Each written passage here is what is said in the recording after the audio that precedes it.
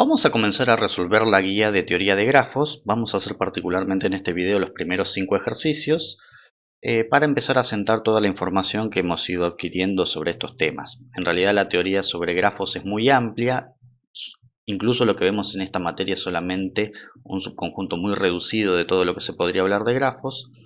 Y si continuamos viendo teoría antes de hacer algunos ejercicios, se le van a empezar a confundir los conceptos, así que es preferible que hagamos primero unos ejercicios y luego continuamos en el siguiente video con la teoría. Entonces, observemos en el ejercicio 1, me dice particularmente en el punto A, suponiendo que la matriz dada se trate de una matriz de adyacencia de un grafo, ¿qué información del grafo podemos obtener a partir de ella? Entonces vamos a decir que sea el grafo G, que tiene un cierto conjunto de vértices, un cierto conjunto de aristas y una relación de incidencia, el grafo asociado a M la matriz. Entonces, primero que nada, en realidad algo que deberíamos aclarar es que esta matriz puede corresponder a un grafo porque se trata, puede ser, perdón, la matriz de adyacencia de un grafo, pues se trata de una matriz cuadrada. Y además es simétrica, porque recuerden que en el grafo, como las aristas no tienen dirección, una misma arista funciona en ambos sentidos. Entonces, primero que nada, una cosa que debemos aclarar es que M puede ser la matriz de adyacencia de un grafo, ya que M es cuadrada y simétrica, ¿sí? Pues en este caso lo que ocurre es que M es igual a simétrica, M es igual a M traspuesta. Entonces, ya que M es igual a M traspuesta. Entonces, si la matriz no hubiese sido cuadrada, ya no puede ser la matriz de adyacencia de un grafo, podría llegar a ser la matriz de incidencia, pero como aquí me están diciendo matriz de adyacencia, ya no podría ser. Y tampoco podría corresponder a un grafo si no fuese simétrica, pues las aristas en el grafo no tienen sentido, entonces la misma arista se puede utilizar para circular de B1 a B2 o de B2 a B1, por ejemplo. Entonces ahora podemos decir cómo M es una matriz de 4 por 4, entonces eso implica que el cardinal de vértices del grafo G es 4, es decir, el grafo tiene 4 vértices, supongamos B1, B2, B3 y B4 en el mismo orden que se encuentran las filas, es decir, la fila 1 corresponde a B1, la fila 2 corresponde a B2, etc. Entonces, en un grafo, la matriz de adyacencia de un grafo tenía tantas filas y columnas como vértices tiene el grafo. Bueno, eso es el número de vértices. Otra cosa que podemos observar es que si en general lo que podemos decir es que si M sub ij, un determinado elemento de la matriz, es mayor a 0, eso implica que BI y B sub j son adyacentes. Recuerden el concepto de adyacencia. Dos vértices eran adyacentes cuando estaban conectados por una arista o una misma arista incidía sobre ambos. Entonces, en este caso, donde las entradas de la matriz son mayores a 0, quiere decir que en esa posición hay una arista que conecta esos vértices, entonces esos vértices serían adyacentes. Entonces, en este caso particular, tendríamos que B1 es adyacente, vamos a escribirlo así. En este caso,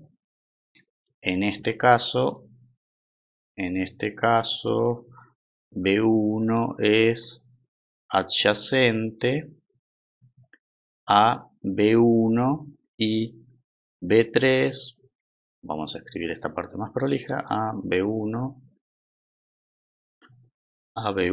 y B3, pues el elemento 1, 1 es mayor a 0, perdón, puse y lo estaba pensando en forma genérica, pues el elemento M11 es mayor a 0 y el elemento M13, que es igual al elemento M31, es mayor a 0. Bueno, en este caso yo puse como ejemplo B1, ustedes en realidad deberían colocar los adyacentes para cada uno de los vértices. Entonces coloco acá repetir como tarea para B2, B3 y B4, es decir, colocar los adyacentes a cada uno de los vértices. Vamos a continuar por aquí. Si algún elemento M sub ij es mayor que 1, hay aristas paralelas entre M sub i, perdón, entre M sub i, no, entre B sub i, entre los vértices B sub i y B sub j. ¿Sí? Pues una entrada como 2, como por ejemplo esta de acá, quiere decir que hay dos aristas que conectan el vértice 1 con el vértice 3. Luego existen aristas paralelas, dos particularmente, dos aristas paralelas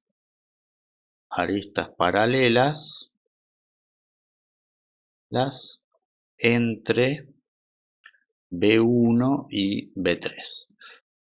Entonces acá queda como tarea repetir para todo M sub ij mayor a 1. ¿Sí? Es decir, también tendríamos arista. Bueno, entre 1 y 3 ya la dijimos. Esta es la misma entre 3 y 1, pues aquí las aristas no tienen sentido. Y faltaría entre 2 y 4. Si M sub i es mayor a 0, vamos a escribir más prolijo eso. Si M sub i, es decir, donde las dos coordenadas son iguales, es mayor a 0, existen lazos en el vértice I. Entonces, en este caso, que estos serían los elementos de la diagonal principal. Si acá hubiese un 0, quiere decir que no habría un lazo en B1, pero como hay unos en toda la diagonal principal, en este caso hay lazos en B1, B2, B3 y B sub 4. Bueno, entonces ya tenemos aristas paralelas, lazos, adyacentes, cantidad de vértices. Luego podemos decir también que otro que podemos calcular a partir de la matriz son las valencias. Entonces, vamos a calcular las valencias para cada uno de los vértices. Entonces acá vamos a tener el vértice y su valencia asociada. Entonces aquí tendríamos el vértice y la valencia para ese vértice. Entonces tendríamos el vértice 1, el vértice 2, el vértice 3 y el vértice 4. ¿Cómo podemos determinar la valencia a partir de la matriz? Observen que, por ejemplo, en el caso del vértice 1, por ejemplo, tendríamos aquí 2 de valencia, que son las dos aristas que lo conectan con el vértice 3, y aquí tenemos un lazo sobre B1. Pero ¿qué ocurre? Este, al ser un lazo, incide dos veces sobre B1, una vez hablando mal, una vez saliendo y una vez entrando. Entonces, lo que podemos decir es que la valencia del vértice B sub i la podemos obtener haciendo la sumatoria desde i igual 1 hasta n, que sería el número de vértices, de el elemento en la posición ij, perdón, yo le llamé B sub i, así que acá vamos a ponerle B sub j, ¿sí? Esto es para la valencia del vértice i. Entonces sumar todas las posiciones, como aquí lo que va variando es la columna de su fila. Esto si i es distinto de j, más el doble de m sub i. Entonces básicamente lo que estamos diciendo es que para obtener la valencia que corresponde a un vértice tenemos que hacer la sumatoria de todos los elementos de su fila multiplicando el elemento de la diagonal principal por 2. Y vale la pena aclarar que esto también, como es un grafo, se podría hacer por columnas. La sumatoria desde j igual a 1 hasta n de m sub ji Aquí irían variando las filas y se mantiene la columna, esto con i distinto de j más 2m sub i. Entonces, en este caso tendríamos 2 porque este es un lazo más 2, B1 tiene 4, B2 tiene 2 por el lazo más 2 son 4, B3 también es 2 y 2 por el lazo son 4 y B4 tiene 2 más 2 por el lazo son 4. En este caso dio la casualidad que eran todos iguales, luego la valencia de todo el grafo G va a ser 4 más 4 más 4 más 4 igual a 16. También observemos que si contamos la cantidad sumamos todos los elementos que estén por encima o por debajo de la diagonal principal y los de la diagonal principal, lo que obtenemos es el número de aristas. Entonces en este caso el número de aristas de G va a ser todos los elementos de la diagonal principal, que serían 1, 2, 3, 4, más 2 serían 8, lo cual coincide con el hecho que el número de aristas también lo podríamos haber obtenido de acá, sabiendo que la valencia de un grafo es el doble del cardinal del conjunto de aristas, con lo cual de aquí podríamos haber obtenido que el cardinal del conjunto de aristas es 16 sobre 2, 8, que es lo mismo que obtuvimos contando los elementos de la diagonal principal. Yo conté la mitad superior, pero podría haber sido la mitad inferior. No hay que contarlos dos veces porque recuerden que en un grafo las aristas tienen doble sentido. Y para finalizar con la información que podemos obtener de esta matriz, también podemos decir que no hay vértices aislados, pues no existe U que pertenece al conjunto de vértices tal que la valencia de ese vértice U sea igual a 0. Recuerden que la definición de un vértice aislado era un vértice que tenía valencia 0. Entonces, esa es toda la información que podemos proveer con lo que conocemos hasta ahora sobre el grafo en cuestión, pero que es mucha. En realidad también hay una cuestión de los caminos de longitud mayor a 1, pero eso lo vamos a tratar con más detalle en el próximo ejercicio. Una cosa que vale la pena aclarar también es que siempre hay una tentación, no se puede directamente detectar si un grafo es conexo o no a partir de la matriz.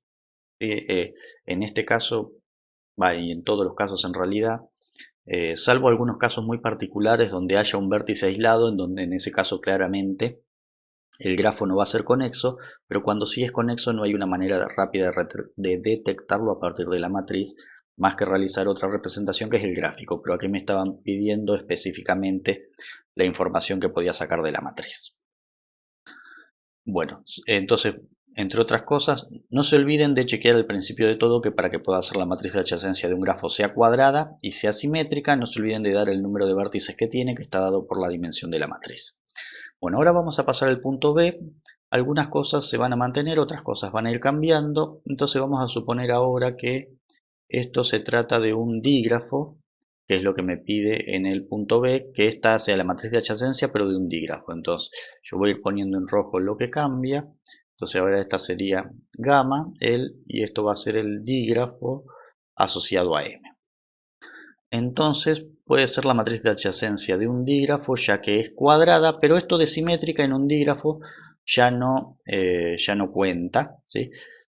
En el caso de un dígrafo, cuando la matriz sea simétrica, lo que quiere decir es que existe la misma cantidad de aristas, por ejemplo, que van del vértice 1 al vértice 3 y la misma cantidad de aristas que van del vértice 3 al vértice 1. Pero ahora en el dígrafo, estas dos aristas, vamos a hacerlo en otro color, estas dos aristas no son las mismas que estas dos, ¿sí? En el caso del grafo yo lo que tenía era la siguiente situación. Tenía B1 y B3 y tenía dos aristas que me conectaban, aristas paralelas que me conectaban B1 con B3, cuando la pensaba como matriz de un grafo.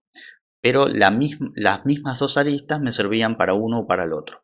Ahora cuando la estamos considerando como un dígrafo, si esto es B1 y esto es B3, este 2 que va de B1 a B3 quiere decir que hay dos aristas que van con dirección desde B1 hasta B3, vamos a hacer más prolija esta parte, dos aristas que van desde B1 hasta B3, esta sería una de ellas y esta sería la otra, y a su vez este 2 que está aquí me dice que hay otras dos aristas que van de B3 hasta B1. Entonces, esa es la diferencia fundamental entre cuando yo considero esta matriz como considerando a un dígrafo y a un grafo. Si estas en un dígrafo son 4 aristas, en un grafo son 2. Vale la pena aclarar que si la matriz no fuese simétrica puede corresponder tranquilamente a un dígrafo. Supongamos que yo tengo este dígrafo, ¿sí? Entonces la matriz que correspondería a ese dígrafo de adyacencias, suponiendo que este sea B1, B2 y B3, entonces esto sería 1, 0, 0, 0, 0, de B2 a B3 hay 1, de B3 a B1 no hay nada, de B3 a B2 no hay nada, y de B3 a B3 no hay nada. Entonces fíjense que claramente es la matriz que corresponde a un dígrafo y no es simétrica, ¿sí? Cuando es simétrica puede corresponder a cualquiera de los dos, y en el caso del dígrafo significaría que tengo no las mismas aristas como en el grafo, sino que si tengo 2 y 2 serían 2 en cada uno de los sentidos, o sea el doble de aristas que en el grafo. Pero por esto que les acabo de mostrar en ese último ejemplo, no hace falta, para que sea la matriz de un dígrafo, solamente tengo que chequear que sea cuadrada, no hace falta que sea simétrica. Bueno, aquí nuevamente, como la matriz es de 4 por 4, el cardinal del conjunto de vértices es 4, esto no cambia. No voy a ir agregando colores de gusto, entonces lo que no cambia lo dejamos tal cual como está. Entonces eso no cambia, supongamos que llaman de B1 a B4. Esto es lo mismo que antes. Si, bueno, en realidad ahora si m sub ij es mayor a 0, lo que vamos a tener que decir en este caso es, recuerden que había dos tipos de adyacencia en un dígrafo, desde y hasta. Entonces, si m sub ij es mayor a 0, lo que vamos a decir es que b sub i es adyacente hacia b sub j, o que b sub j es adyacente desde b sub i. Entonces, por ejemplo, en este caso, como b sub 2, 4 es igual a 2, que es mayor a 0, entonces b sub 2 es adyacente hacia b sub 4, o b sub 4 es adyacente desde b sub 2, como ustedes quieran poner. Luego acá como tarea, repetir, es decir, ustedes colocan todos, repetir para todo m sub ij mayor a 0. Observen que ahora sí b sub 2, 4 y b sub 4, 2 tienen que considerarse como casos distintos, pues b sub 2, 4, b sub 2 es adyacente hacia b sub 4 y b sub 4, 2 es b sub 2 es adyacente desde b sub 4, o b sub 4 es adyacente hacia b sub 2. Entonces en el grafo estas dos que están en rojo eran la misma, en el dígrafo son dos casos distintos. O sea que en el dígrafo habría que considerar en realidad estos 4 más los de la diagonal principal, ¿sí?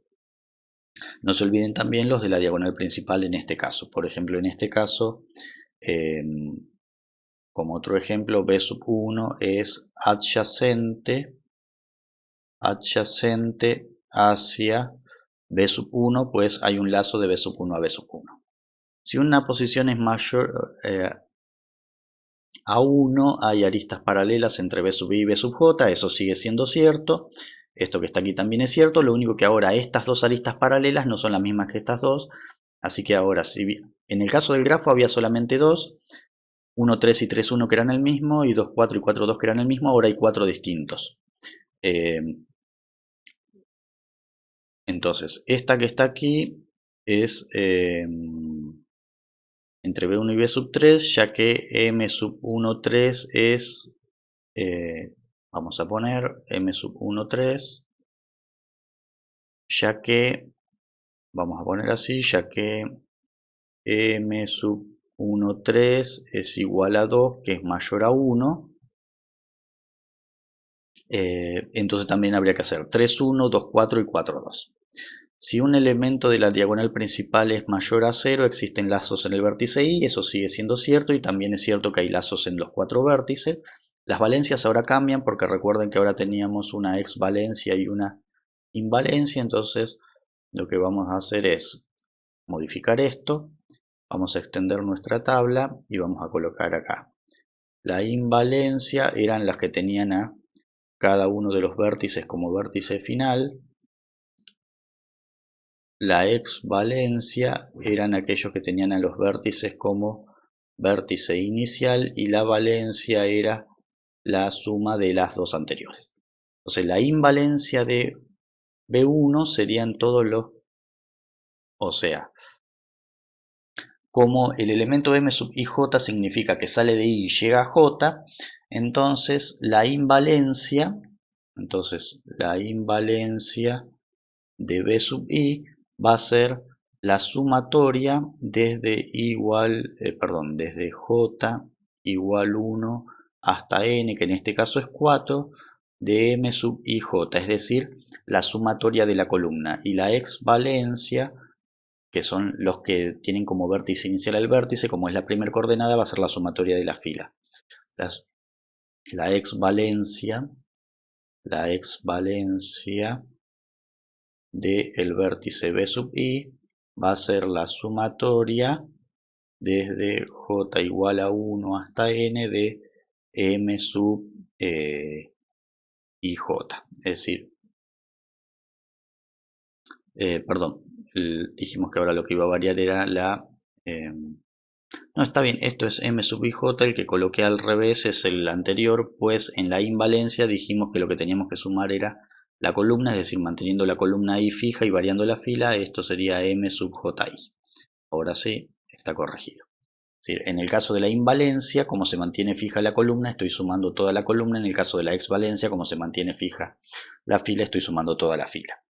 Entonces la invalencia del vértice B1 es 3. En realidad todas las columnas sumadas van a dar 3 y en este caso todas las filas también van a dar 3. Y la suma de las dos me da 6, 6, 6, 6, o sea que en este caso la valencia total del grafo va a ser, bueno, en realidad hay que corregir todo esto, entonces en este caso va a ser 6 más 6 más 6 más 6 igual a 24, y ahora entonces hemos modificado la valencia total para el grafo. El número de aristas, ahora cada una de las entradas de la matriz representa una arista distinta, así que tendremos 3, 3, 3, 3, 3, para un total de 12, que también lo podríamos haber obtenido haciendo 24 dividido 2, pues en el caso del dígrafo 12, pues tenemos, esta es una, estas son 2, son 3, 4, 5, 6, 7, 8, 9, 10, 11, 12. Pues ahora como esto es un dígrafo, no interesa que la matriz sea simétrica, sino como ya repetí varias veces, esta y esta corresponden a dos pares de aristas distintas.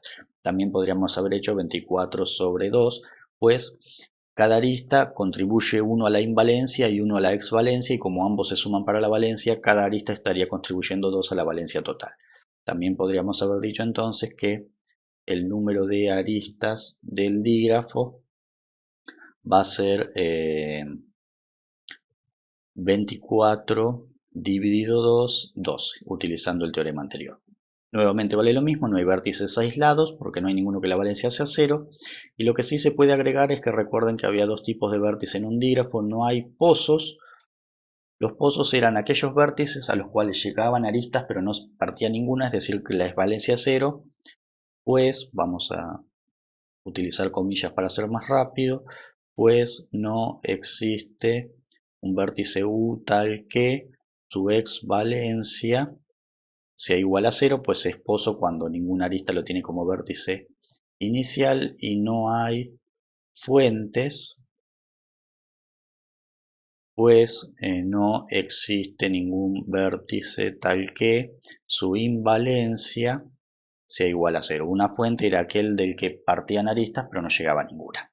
Entonces de esa manera hemos dado toda la información que corresponde que podemos obtener de esa matriz pensándola como la matriz de un grafo o de un dígrafo. El punto C lo vamos a dejar marcado y lo vamos a realizar luego que hayamos visto en la teoría el video sobre caminos de Euler, que probablemente sí es el que sigue a continuación en la teoría. Luego que hayamos dado la teoría de caminos de Euler, volvemos y le aplicamos eso al grafo representado por esta matriz. Bueno, vamos a continuar con los ejercicios. Pasamos ahora a los puntos 2 y 3. En el punto 2 y 3 me habla de caminos de longitud 2. Entonces recuerden que la propiedad que tenía una matriz es que si m sub ij, o vamos a decir así, sea m la matriz de adyacencia asociada a G, luego m a la n provee la cantidad de caminos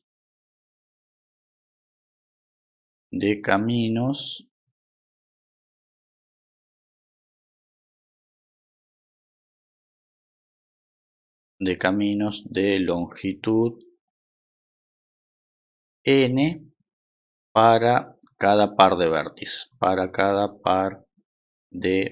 vértices. Entonces particularmente, es decir, con n mayor o igual a 2. Entonces particularmente, es decir, m sub ij supraíndice n, es decir, correspondiente a m a la n, lo que me da es la cantidad de caminos de longitud n que comienzan en b sub i y terminan en b sub j. En realidad, si se trata de un grafo que empiezan en b sub i y terminan en b sub j, son los mismos que empiezan en b sub j y terminan en b sub i, pero como aquí en realidad no lo dice específicamente, así que vamos a suponer que podría tratarse de un dígrafo. Entonces en realidad, como la matriz es simétrica, podría ser de un dígrafo de un grafo. Entonces, si fuese de un grafo, m sub ij y m sub ji van a ser iguales, pero si fuese un dígrafo no necesariamente. Entonces me piden la cantidad de caminos de longitud 2 desde B2 a B4. Entonces, como primer paso, lo que debemos hacer es calculo m cuadrado. Si quiero la cantidad de caminos de longitud 7, tengo que calcular m sub 7. Entonces lo que tendríamos que hacer es m cuadrado, que va a ser el producto de 0, 0, 1, 2, 0, 1, 0, 1, 1, 0, 1, 0 y 2, 1, 0, 0, multiplicada por ella misma, 0, 0, 1, 2, 0, 1, 0, 1, 1, 0, 1, 0 y 2, 1, 0 y 0. Entonces, cuando hacemos este producto, obtenemos la posición 1, 1, sería fila 1 por columna 1, 0, 0, 1 y 2 por 2, 4. Aquí serían 5, 1, 2, sería 0, 0, 0, 2, 1, 3, sería 0, 0, 1 y 0 es 1, 1, 4 sería 0, 0, 0 y 0. Y en realidad, como la matriz es simétrica, esta matriz m cuadrado también va a ser simétrica. ¿Sí? Por ejemplo, observemos la posición 4, 1, sería 0, 0, 0, 0. Ahora el lado 2 sería fila 2 por columna 2, así que sería 0, 1, 0 y 1. Son 2, 2, 3 sería 0, 0, 0 y 0.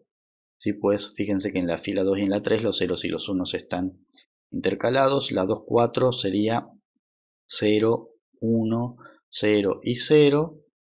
Así que esto va a ser la 3, 2 y la 4, 2 va a ser 1. Ahora sería la 3, 3, sería 1, 0, 1, 0, que sería 2. Y perdón, 3, 4 sería 2, 0, 0, 0, 2. Bueno, la 4, 3 va a ser 2 y la 4, 4 va a ser 4, 5, 0, 0 es 5. Entonces esta sería m cuadrado. Entonces, por lo tanto, la cantidad, como no me especifica si es para un grafo o un dígrafo, suponiendo para que funcione para los dos, cantidad de caminos de longitud 2 entre B2 y B4 en ese orden va a ser igual a vamos a suponer que esta matriz la llamamos R, que sería la matriz m cuadrado, va a ser lo que esté en la matriz R en la posición 2, 4, que va a ser lo que esté en la posición M2, 4, pero de la matriz al cuadrado, y la posición 2, 4 sería esta. O sea que hay un camino de longitud 2 entre B2 y B4. Y en la parte B lo que me pide es la cantidad de caminos de longitud 2 que comienzan en B2. Entonces podría ser caminos de longitud 2 que comienzan en B2 y terminan en B1, comienzan en B2 y terminan en B2, comienzan en B2 y terminan en B3, comienzan en B2 y terminan en B4, así que la cantidad de caminos de longitud 2 que comienzan en B sub 2 va a estar dado por R sub 2, 1 más R sub 2, 2 más R sub 2, 3 más R sub 2, 4. Recordando que yo estoy llamando R ya a la matriz al cuadrado. Si lo quieren poner en función de M, esto sería directamente con supraíndices M sub 2, 1, 2, M sub 2, 2, supraíndice 2, M sub 2, 3, supraíndice 2 y M sub 2, 4, supraíndice 2. Entonces, en definitiva, sería sumar toda la fila. Ven que va variando la columna que corresponde al vértice 2, así que esto sería 2 más 2 más 0 más 1, o sea, este más este más este más este, pues estos son los de la matriz al cuadrado, y esto me da 5, o sea que hay 5 caminos de longitud 2 que comienzan en B2. Si fuese un grafo también que terminan, pero si fuese un dígrafo solamente que comienza. Bueno, eso es lo que pedía el punto 2. Vamos a ver el punto 3. Ya estos que vamos a estar haciendo ahora son considerablemente más cortos que el primero. Entonces, en el punto 3 me pide dar la matriz de adyacencia, correspondiente a este grafo que está aquí. Entonces observamos que tiene 4 vértices. Bueno, no se nota muy bien, pero este parece ser B sub 3 y este B sub 4. Así que la matriz de adyacencia va a ser una matriz de 4 por 4. Vamos a suponer que esto es B1, B2, B3 y B4. Esto sería B1, B2, B3 y B sub 4. Bueno, en realidad si uno no le coloca nombre a los vértices, se sobreentiende que van desde B1 hasta B sub 4, pero mejor que nunca queden dudas porque puede haber, como ya vimos en la teoría, más de una matriz puede corresponder a la matriz de adyacencia de un determinado grafo. Bueno, grafo o dígrafo, ¿sí? Entonces, de B sub 1 hasta B sub 3 hay 1, de B sub 1 a B sub 1 no hay, de B sub 1 a B sub 2 no hay, y de B sub 1 a B sub 4 tampoco hay, desde B sub 2 hasta B sub 1 no hay, desde B sub 2 hasta B sub 2 no hay, desde B sub 2 hasta B sub 3 no hay, de b sub 2 hasta b sub 4 hay 1, desde b sub 3 hasta b sub 1 no hay, pues ahora esto es un dígrafo, tiene dirección, no tiene por qué ser simétrica. De b sub 3 a b sub 2 no hay, de b sub 3 a b sub 3 hay 1, de b sub 3 a b sub 4 no hay, b sub 4 a b sub 1 no hay, b sub 4 a b sub 2 hay 1, no. Perdón, yo leí el orden al revés. En realidad estas dos van de b sub 2 hasta b sub 4, así que en realidad esta que está aquí es un 0, no hay ninguna que vaya desde b sub 2 hasta b sub 4, y este de aquí entonces en realidad sería un 2, pues las dos que están de este lado van desde b sub 4 hasta b sub 2, si no me falla la vista. Desde b sub 4 a b sub 3 no hay, y lazos en b sub 4 no hay. Esa sería la matriz de adyacencia. Bueno, observen que conexo no va a ser. Entonces, en el caso de un dígrafo teníamos dos tipos de conexidad para hablar. Entonces podemos decir, el dígrafo, por ejemplo, no es conexo, ya que no hay camino dirigido de, por ejemplo, b sub 1 a b sub 4, por decir algo, hay más contraejemplos. Y tampoco el dígrafo no es débilmente conexo. ¿Se acuerdan que un dígrafo era débilmente conexo cuando su grafo subyacente era conexo? Pues G', que sería el grafo subyacente, sería este. Aquí tendría una arista, pero ahora sin dirección. Esto sería B1, esto sería B sub 3, este sería B sub 2, este sería B sub 4. Y observemos que nuevamente no hay un camino, por ejemplo, entre B3 y B sub 4. Pues G' no tiene camino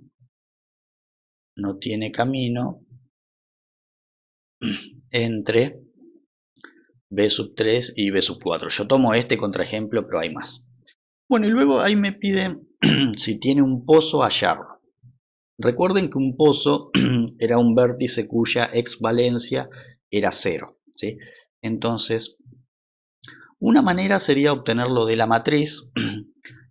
Pues observemos que en este caso la exvalencia del vértice B2 es igual a 0, entonces quiere decir que B2 es un pozo. Y si no, también hay un algoritmo que me permite específicamente hallar un pozo y que se puede hacer incluso, usar incluso en el caso que no tenga la matriz. Pero para eso debemos definir un concepto previo, que es el concepto de sucesores. Entonces, sucesores de B es el conjunto de sucesores de B, y está dado por el conjunto de sucesores de B, es el conjunto formado por los U que pertenecen al conjunto de vértices del dígrafo, tal que existe una arista que pertenece al conjunto de aristas, tal que la imagen de la relación de incidencia de esa arista comienza en B y termina en U. O sea que son todos aquellos vértices a los que se puede llegar desde el vértice U con una arista, ¿sí? Es decir, estos serían los adyacentes, utilizando la terminología que usamos antes, adyacentes desde B, es decir, tomando a B como vértice de partida. Entonces existe un algoritmo para hallar pozos que se llama algoritmo SYNC. Algoritmo SYNC que permite hallar pozos en dígrafos finitos.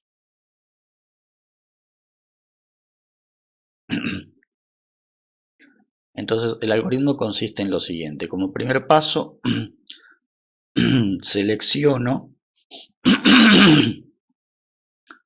arbitrariamente un vértice U que pertenece al conjunto de vértices del grafo. Entonces en el paso 2 pregunto si el conjunto de los sucesores de U es vacío, U es pozo, ¿sí? Pues no sale ninguna arista de él. Si no, tomo un vértice cualquiera B que pertenece a su conjunto de sucesores y vuelvo al paso 1 con U igual a B. Es decir, le aplico el mismo algoritmo al sucesor elegido. Vamos a recalcar una serie de cosas sobre este algoritmo. Primero que nada, si el dígrafo contiene más de un pozo, que podría ser tranquilamente, dependiendo el orden en el que uno los vaya seleccionando a los vértices, puede ser que aparezca uno u otro primero, es decir, el algoritmo no es determinístico, pues tiene una componente aleatoria, pero sí me garantiza en el caso que haya un pozo hallarlo. Si hay más de uno, haya el primero que yo encuentre y no se puede predecir cuál va a ser el primero que va a encontrar, pues esa es arbitraria la forma de aplicación. Y segundo, este algoritmo en algún momento va a terminar si el dígrafo es finito, porque pues en algún momento, o sea, aquí hay algunos detalles que no están especificados, pero claramente si yo ya usé el vértice U, cuando esté seleccionando, si yo ya usé, el vértice U, cuando yo esté seleccionando los sucesores de otro vértice y me aparezca el 1, lo vuelvo a seleccionar porque ya sé que no es pozo. Entonces por ese motivo el algoritmo en algún momento termina. Entonces vamos a aplicar el algoritmo en este caso. Bueno, primero una cosa que deberíamos hacer es calcular los sucesores de cada uno de los vértices que tenemos en este dígrafo. Entonces, por ejemplo, vamos a calcular el conjunto de sucesores de B1.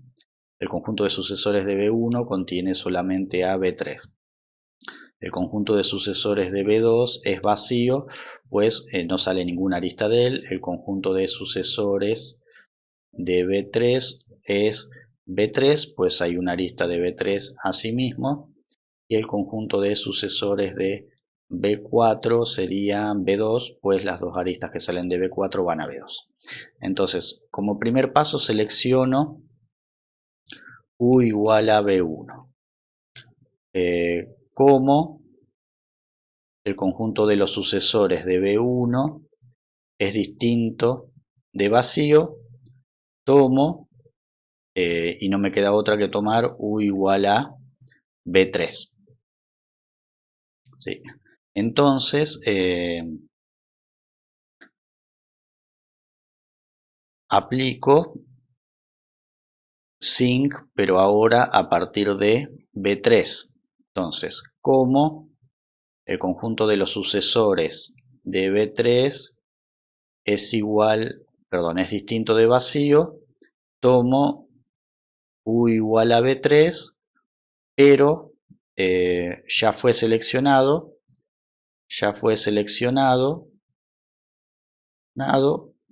así que tomo cualquiera de los otros, por ejemplo, otro que no haya sido seleccionado, por ejemplo, U igual a B2.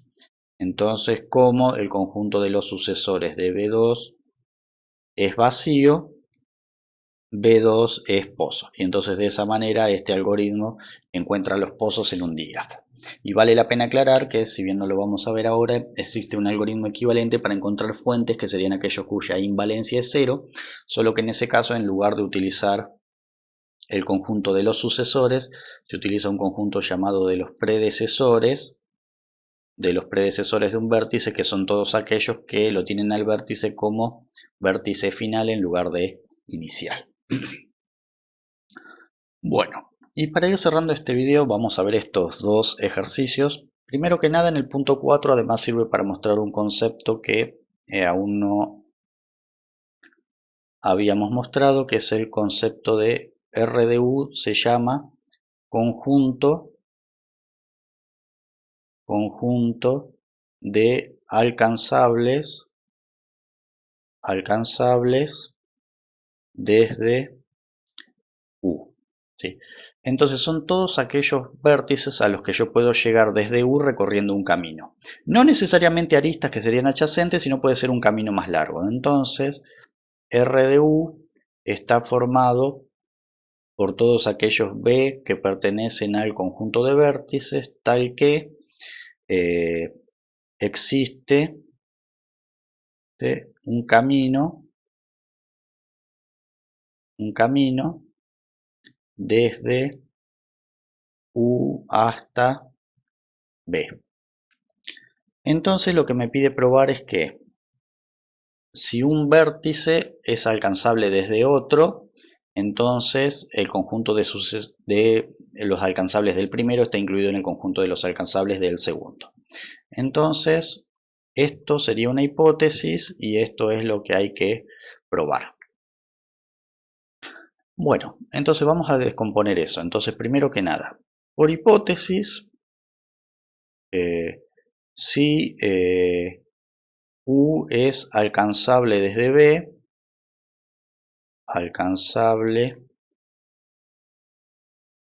B, quiere decir que U pertenece a el conjunto de los alcanzables de B. Entonces, esto implica que existe un camino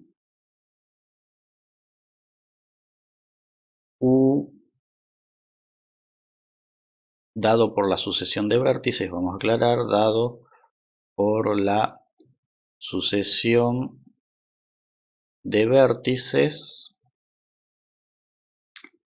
U, por aquí voy a tener un vértice intermedio B sub J, B sub J más 1, vamos a escribir la secuencia más detallada, U, vamos a llamarle B sub 1, vamos a llamarle así, hasta B sub n menos 1 y que termine en B de, aquí habría una y así finalmente habría n aristas de longitud n.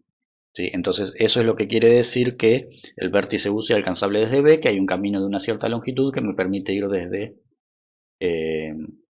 U alcanzable desde B lo escribí al revés, o sea que en realidad este sería B.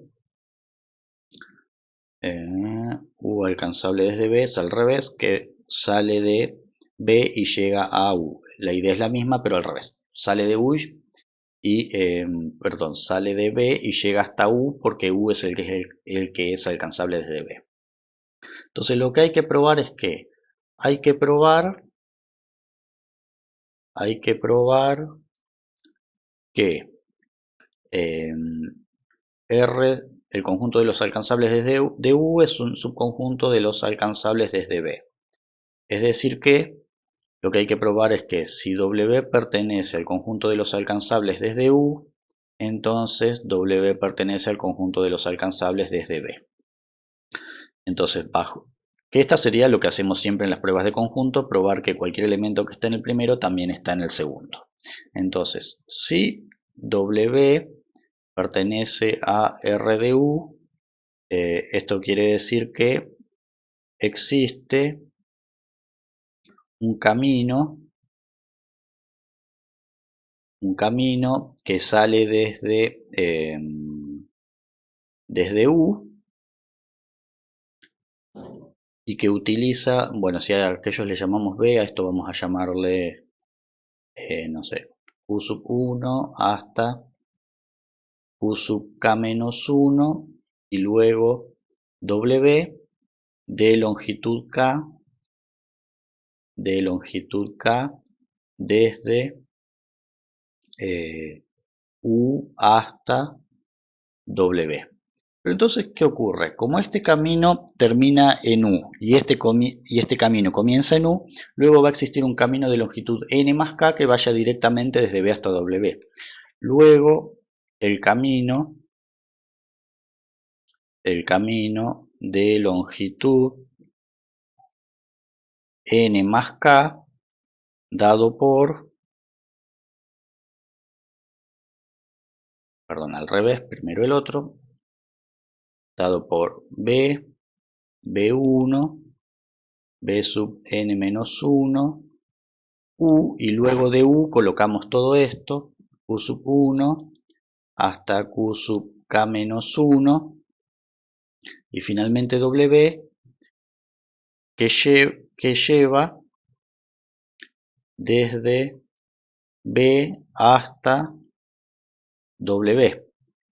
Luego, como conclusión, W se puede alcanzar por un camino desde B y esto implica que W pertenece al conjunto de los alcanzables desde B, que era lo que quería probar, ¿sí? Hemos llegado a esto partiendo de esto, ¿sí? Y utilizando en el camino esta hipótesis. Entonces, en general, las demostraciones sobre grafos de este estilo son bastante habladas, pero donde uno tiene que tener un cierto cuidado con los conceptos que está utilizando, como por ejemplo el de camino y cómo escribe las cosas intermedias. Bueno, y en el último que vamos a ver por este video me dice que estamos en un dígrafo y lo que me pide es probar es que si hay un camino desde U hasta B, también hay un camino acíclico desde U hasta B. Entonces vamos a suponer lo siguiente. Primero, para que se entienda la idea, lo que me está diciendo esto es lo siguiente. Entonces supongamos que tenemos esto así, así y así, ¿sí? Entonces esto es B1, B2, B sub 3 y B sub 4. Entonces supongamos el camino B sub 1, B sub 2, B sub 3, B sub 2, nuevamente B sub 3 y por último B sub 4. Entonces el camino que hicimos fue comenzar por aquí, volver hacia atrás, volver por aquí y volver finalmente a B4. Entonces, este es un camino pero que contiene un ciclo intermedio, pues observen que en el intermedio se repiten B2 con B2 y B3 con B3. Yo podría haber hecho directamente B sub 1, B sub 2, B sub 3 sin hacer este recorrido, sin hacer el recorrido B sub 3, B sub 2 y B sub 2, B sub 3 y llegar directamente a B sub 4 con un camino que no contenga ningún ciclo interior, ¿sí? Recuerden que un ciclo era un camino cerrado simple que comenzaba y terminaba en el mismo vértice. Entonces aquí mi ciclo estaría dado, bueno, en realidad tengo dos, sería el B sub 2, B sub 3, B sub 2 o el B sub 3, B sub 2, B sub 3, cualquiera de los dos. Entonces básicamente observen que si en lugar de cuando llegamos la primera vez a B sub 3, si en lugar de volver a B sub 2 continuamos, ya tendríamos el camino sin ciclo. Entonces eso es básicamente lo que tenemos que escribir aquí en nuestra demostración, decimos. Supongamos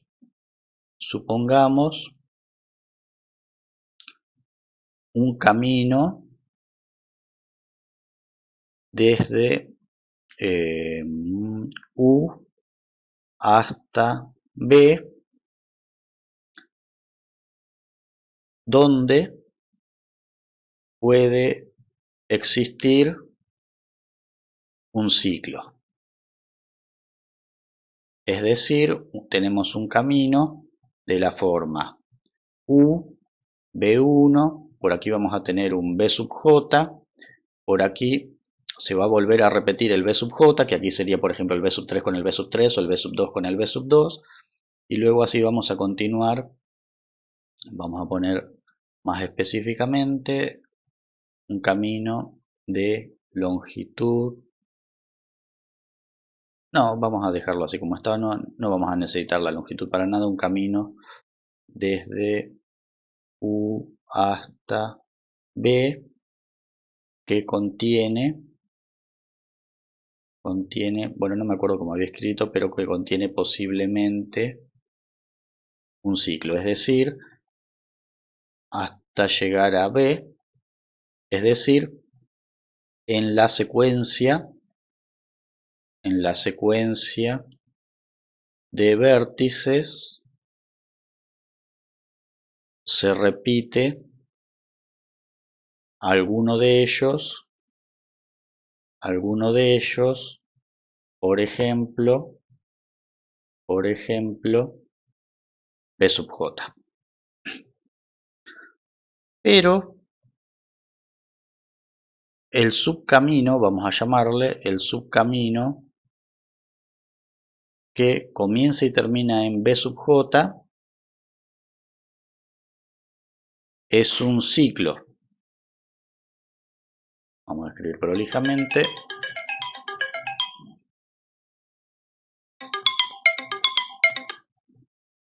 es un ciclo. Y el camino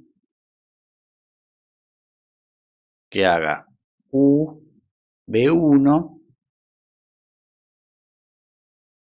hasta B sub j menos 1, luego directamente B sub j. ¿Sí? Para que quede más claro lo que estamos haciendo, vamos a suponer que el B sub j menos 1 es el que teníamos antes de la primer j. Este sería B sub j menos 1. Y vamos a llamarle B sub j más 1 al que está después de la última j. B sub j menos 1. B sub j más 1 y así hasta U. Hasta B, perdón. También tiene dirección de U hasta B y no contiene ciclos.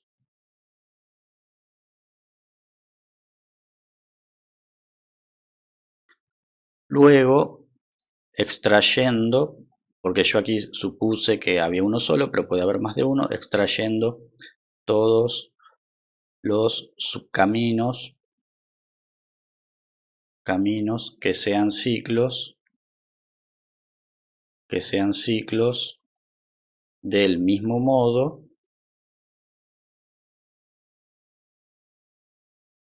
se obtiene